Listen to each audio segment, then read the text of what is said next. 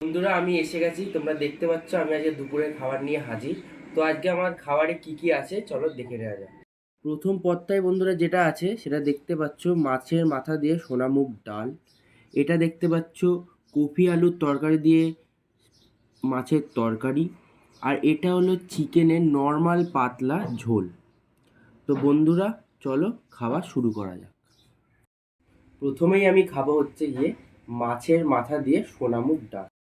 তো প্রথমে আমি ভাতটা ভেঙে নিলাম একটু। এবার মাথাটা একটা নিয়ে নিই। এই যে দেখতে পাচ্ছ মাথার সাইজটা, মাথাটা নিয়ে নিলাম। আর এদিক থেকে একটু ডাল নিয়ে নিই, ডালটা নিলাম, মাখলাম। মাথার নিচের অংশের যে একটু মাছ হবে সেই মাছটা আমি একটু নিয়ে নিলাম, নিয়ে মেখে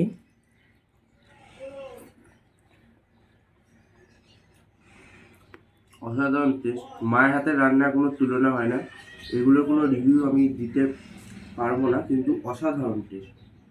তোমরা যারা যারা মাছের মাথা দিয়ে এরকম মুগের ডাল খেতে ভালোবাসো আমাকে অবশ্যই কমেন্টে জানিও। অপূর্ব স্বাদ। তোমরা মাছের মাথা দিয়ে ডাল খেতে গিয়ে দেখেছো যে ডালের মধ্যে যে মাছের মাথাটা সেটা কিন্তু ভেঙে ভেঙে দেওয়া হয়, কিন্তু আমার মা সেটা কিন্তু গোটা রাখে। দেখতে পাচ্ছ পুরো গোটা রাখে। এটা আমার মায়ের একটা রান্নার স্টাইল। এবার আমি খাবো রুই মাছের তরকারি দিয়ে কফি আলুর ঝোল। তো মাছটা আমি প্রথমে নিয়ে নিচ্ছি, একটা কফি নিই, আর এদিক থেকে একটা গরম খুব একটা আলু নিয়ে নিলাম। আর খুবই দুর্দান্ত টেস্ট, খুব ভালো খেলাম। মাছের তরকারিটা দিয়ে ভালো করে খেয়েছি, তোমরা দেখতেই পাচ্ছ আর কয়টুকু ভাত আছে। তো এই ভাত দিয়ে আমি মাংসটা খাবো। মাংস, আলু আর এই যে পাতলা ঝোলটা আমি নিয়ে নেব। যেদিন মাছ খাওয়ার পর মাংস খাই সেদিন মনে হয় কি রাজকীয় খাবার খাচ্ছি, কারণ প্রত্যেক দিন তো মাছ মাংস একসঙ্গে হয় না। তো ভাতটা আমি প্রথমে মেখে নিলাম,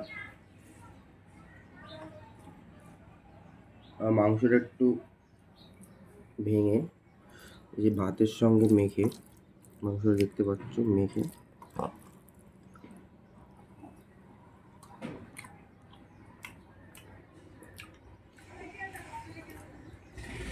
নর্মাল যেরকম পাতলা মাংসের ঝোল হয় বাড়ির রান্না সেরকমই হয়েছে।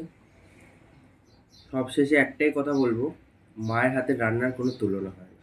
শেষ পাতে চাটনি হলে জমে যেত, কিন্তু কি করে চাটনি তো হয়নি।